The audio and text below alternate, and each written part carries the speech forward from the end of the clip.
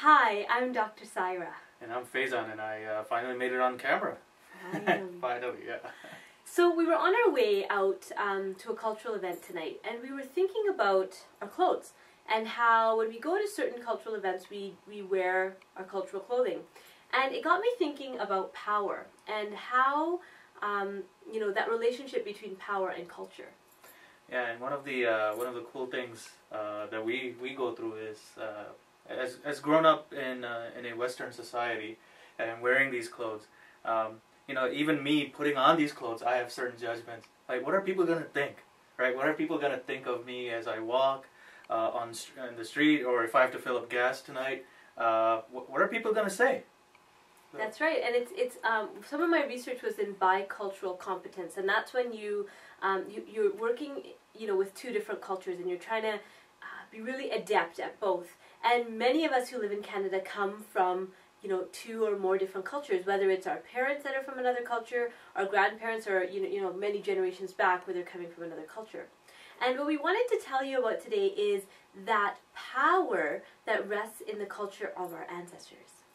And it's such a fine balance, right? Because there are values within our cultures that even personally I want to implement in my family life, in my personal life. And how do I balance those? How do I walk that line where I respect the culture that my ancestors come from, as well as the culture that I'm living in, and both have great value systems that, when combined, make a greater culture, it seems like. So. And that's the piece around power. So part of claiming our personal power is actually coming to terms with all the different cultures that influence us in our lineage. So whatever those traditions are, to actually coming to terms with that. And I've seen many pieces of art and dance and poetry that talks about this blending that happens in Canada, in the United States, in Europe, and it's actually happening all over the world, where people from one culture are moving to another culture and something new is being born. And so my challenge to you for the next few weeks as we lead up to our workshop on power is to look at all the cultures that you come from. And all the places that your ancestors have lived, and all the places that they've been influenced from, and look at how the values in those cultures actually add to your personal power.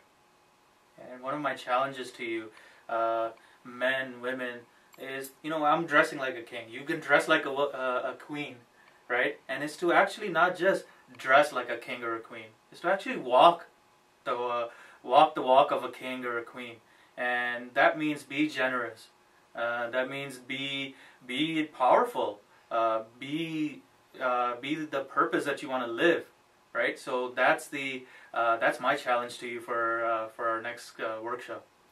Great. So hopefully you can make it. It's on April the 14th. We'd love to see you here if you're in the Vancouver area, and if you're not, we're actually arranging for you to be able to tune in via all the great technologies that are out there. So hopefully you can join us.